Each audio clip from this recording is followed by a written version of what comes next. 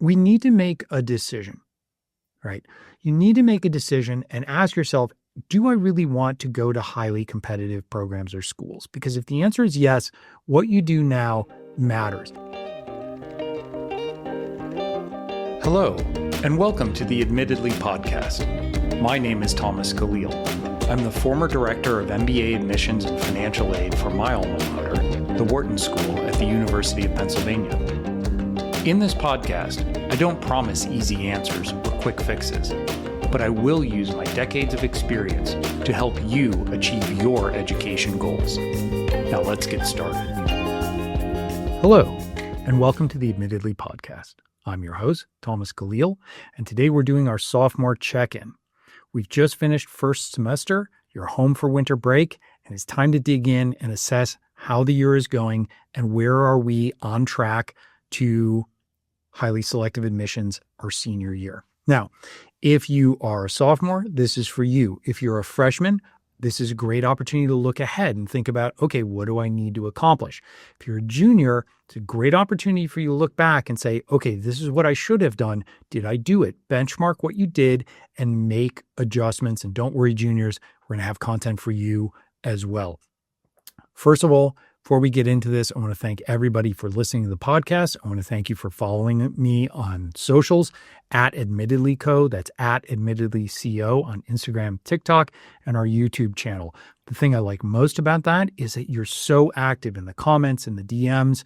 I'm interacting with a lot of you. It helps me real time understand what's on your mind, what your concerns are, and also lets me give you feedback and help you calibrate and adjust as you go through what I know is a very stressful process, right? Our goal here is not to create stress, despite what a lot of people will say in the comments. My goal here is to demystify the process and tell you what you need to do if you're looking at selective and highly selective programs. Now, keep in mind, I just said programs. There's a reason for that. So I get a lot of people in the comments who are saying, hey, Thomas, I don't want to go Ivy Plus, so why would I stress myself out? Well, the reality is that there are a lot of schools that are not Ivy Plus, that are in the top 20, top 30, top 40, that are becoming increasingly competitive to get into. And it's really important for you to realize that maybe getting into your state school is not super competitive in a broad sense, but if you want a particular campus, if you want a particular major, if you want a particular accelerated program, those are becoming exceptionally competitive. And how do we compete on those? By doing the things we're talking about here, by setting ourselves up for success. And in many cases, we look at like return on investment. It makes more sense to go to a highly selective state program that's much less expensive, save your money for graduate school, because there's a whole arc here. And we want to think about long-term return on investment. We want to think about what the best path is for you and your goals. So let's talk today about sophomore year. Congratulations, you made it through the first term. We're on winter break. You're probably looking around you and saying, oh my gosh, what just happened? That felt like a freight train hit me, right? End of freshman year, you've got this. You know the rhythm. You've gotten used to high school. You got your friends. You've got your activities. You're like, this is okay. I've got this now. I'm set up for success the next few years. But guess what? You show up sophomore year and bam, hits you right between the eyes. The classes are harder. The homework is much more robust. And you're like, wait a minute, what just happened? Well, juniors are listening to this kind of laughing because they're like, I would give anything to go back to sophomore year. It was so easy, because they're getting crushed in their own particular way. Every year in high school, the rigor increases, the pressure increases. So we want to embrace that and lean into it. First thing we're going to do, academic health check, academic self-diagnosis. Where are you? Where are your grades? How did you do? Were there concepts that you missed? Are there classes in which you are struggling? Now is the time to be really, really honest with yourself. Okay. You can't hide from this. You have to be honest. You have to say to yourself, how am I doing? Am I taking the most rigorous course load available? Am I struggling in anything? Do I know my teachers? Do my teachers know me? Should I be investing more time interacting with my teachers, talking to them after class, going to office hours, asking them for help? If the teachers are not available, do I know where a peer tutoring program is? Am I doing things with Khan Academy? Have I engaged with private tutors?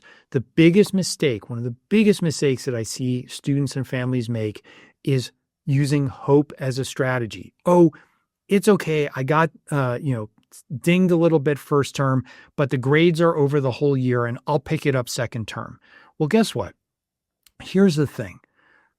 Classes are cumulative, and not only classes are cumulative, but years are cumulative. So if you're missing key concepts in a math class or a science class right now in first term, you may be able to pull it up to an A and save yourself this year. But what happens junior year when you need to go back and access that information in your brain and it's just not there?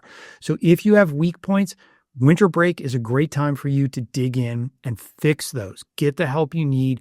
Learn what you didn't learn, but also be candid about, okay, when I go back, how am I interacting with my classes? Am I learning? Should I change my basic things? Should I change my seat? Should I move up closer? Should I not sit next to my bestie for this class so that I can really kind of dig in and focus? Because we need to make a decision, right?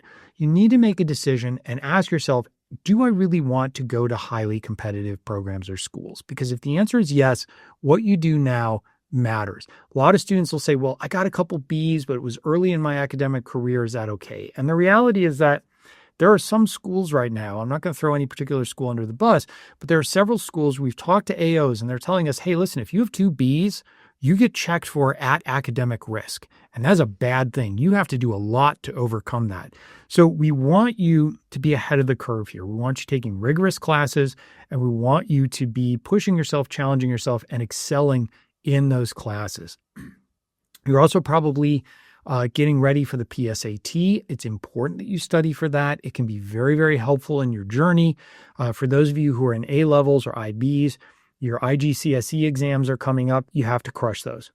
It's critical that you crush them. And it's critical that you start thinking about your course load for junior year, because your course load for junior year is really where you start to dial in your academic interests around intended major. And so for IB, that's what your HL, SL schedule looks like. For A levels, it's a 3 to 4 classes that you're going to be taking and really focusing on, because that's going to directly correlate to your intended major and success when you're applying to universities. So all of this starts really right now, and it's really important that we lay that academic foundation. Now, the other thing we want to talk about are extracurricular activities. So for freshman year, I told you, go forth and try. Go forth and adventure. Have fun. Try things. By now, you know what you like and what you don't like. And I hope that because you're following me already and listening to me, you've already cut back significantly on your time investment in activities that don't serve you in a core way. Again, before you all come for me on social media, I'm not saying that you need to decide what you want to do for the rest of your life, but you certainly know those activities where you're like, ooh, I really enjoy this. And those activities where you're like, it's okay. I joined to be with my friend. It's great. It's nice to see them, but I'm taking up a couple hours a week, and it's just not really where I want to be or what I want to do. Have courage. I talk a lot about courage in this process. You have to have courage to say no. No is the hardest word to say. And by the way, your parents, adults around you have a terrible time saying no as well. It doesn't seem like that when you're a student, right? Can I go out tonight with my friends? No. A little joke there, but what's really important is being able to say no, being able to prioritize your time and attention, because time and attention are the 2 things that are in shortest supply in your life. It may not seem like that right now, but it's critical. So I want you to go through over this break and make a list of things that you're currently engaged in and ask yourself, does this really serve me? Or is there something I'd rather be doing instead? And that's the key. It's not that we're just knocking some of these activities off and then deciding to just enjoy that free time. No, we're freeing up space so that we can take the activities we really enjoy and expand into that space and do them. Because what we want are just a few activities. We're doing fewer things intentionally and fully and well and with meaning.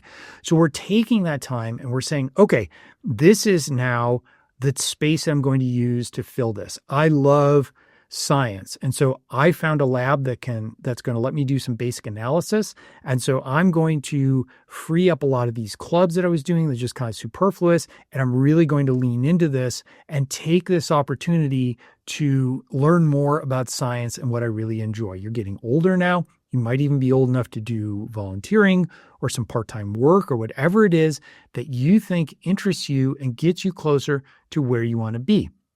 Some of this ideally builds off what you did the past summer, because this past summer you might have taken some academic programs, you might have volunteered, you might have interned, you might have worked, and we are building on that so that we have this kind of continuity of message. It's fine, of course, if over last summer you decided, hey, I really didn't like this direction, because we do grow, we change, we're human, we adapt, and we're going to explain that in the essays to the AOs. But the critical issue here is we're not just stagnant. We're not doing nothing. We are always progressing. We are growing. We are moving forward. We are like sharks. We never stop swimming, right? So what we're going to do is we're going to be very, very self-aware and a little self-critical right now, and we're going to shed those things that no longer serve us to create opportunities for the things that do. If you are interested in doing a summer program, applications are probably open right now, so get on that. The sooner you apply, the better. Ideally, you're asking your teachers, you're reaching out for recommendations, you're ahead of the game, and you're positioning yourself for success this coming summer. If you have to apply for a job, if you are looking for volunteering opportunities, start doing that now. Nobody's going to give you a job now for the summer, but what you can do is open dialogues, get in front of them, work on your resume, be prepared. As we move into second term, one of the things we're going to look at is, am I taking the most challenging courses available to me? Do I need to reconfigure my schedule a little bit? How do I want to prepare for my schedule junior year? How can I get ahead of the curve? How can I position myself to be really, really strong? This coming summer is very important to you. You also, this coming summer, probably want to start preparing for the SAT or ACT. The more time under tension you can get with the SAT and ACT, the better you're going to be. You want to practice, practice, practice. This is not an intelligence test. It is a pain management exercise. You really need to go in, and because universities are really, really putting a lot of weight on our test scores now because of the rampant grade inflation that's happening, these scores are going to start mattering more than ever. The other thing you want to do, read. Read as much as you can. You don't need to go read classic literature. If that's your jam, go for it. If you want to read science fiction, if you want to read how-to books, biographies, history, historical fiction, whatever it is, read that. I just want your mind working. I want it digesting. It's going to really set you up for success in the testing. But also, if you can, when you're done with a chapter, handwrite if possible, a short paragraph about what was in that chapter, what you learned, how to relate it to the theme of the book. Because critical analysis under time is really important to the test-taking process. And by practicing, it's a muscle. By exercising that muscle now, you are able to really position yourself for success and give yourself a competitive edge. Now, for athletes, this is really, really, really important.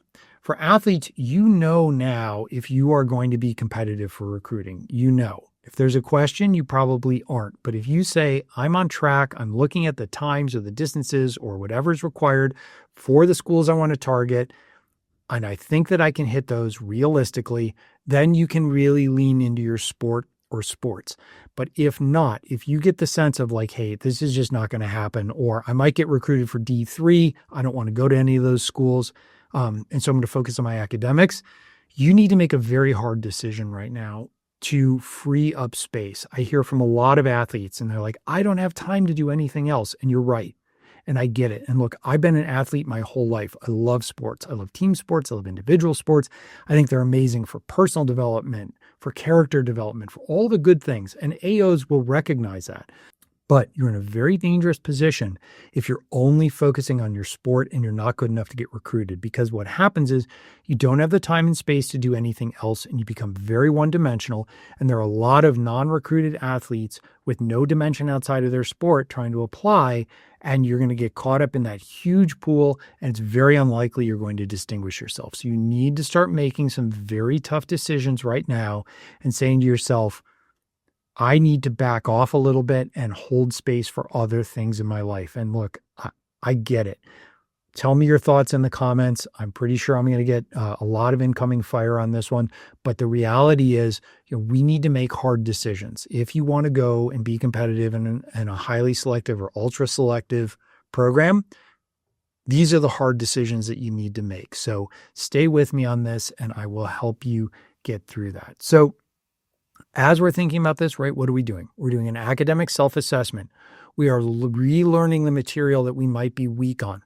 We're making sure we're taking the hardest available classes, academic rigor, and getting the best possible grades. There's nowhere to hide on that. You just have to do it. We are thinking about test prep and maybe even starting in on that. We are applying to summer programs if that's what we want to do, and or sharpening up a resume and finding opportunities for this coming summer. We're being realistic, deeply realistic about our chances for athletics and athletic recruitment, and we are making moves accordingly. And on that line, we're looking at our extracurricular portfolio, and we're being really blunt. You definitely can keep something that's just for you. If you play the piano at a retirement home every Sunday because that's how you disengage and you love it and it's deeply meaningful for you, don't stop that. I love that.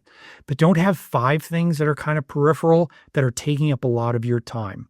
Be ruthless, because what we want you to do here now is free up your time and your mind share to pursue the things that you really care about so you can do those authentically and well and consistently for the next 3 years. We've got a lot of time together. I want to thank you very, very much for following me. I love interacting with you, so come visit us at AdmittedlyCo on our socials, Instagram and TikTok. Tell me what you think, DMs, comments. I love it. I'm here for it. Really appreciate spending this time with you, and very important for us. We've got a while to go before senior year, so stay with me so you don't fall behind. We'll see you soon. Thank you for joining us today. Please take a moment to subscribe to the Admittedly podcast and download this episode. I welcome you to share your thoughts and questions with me. You can find us on social media at Admittedly Podcast. I look forward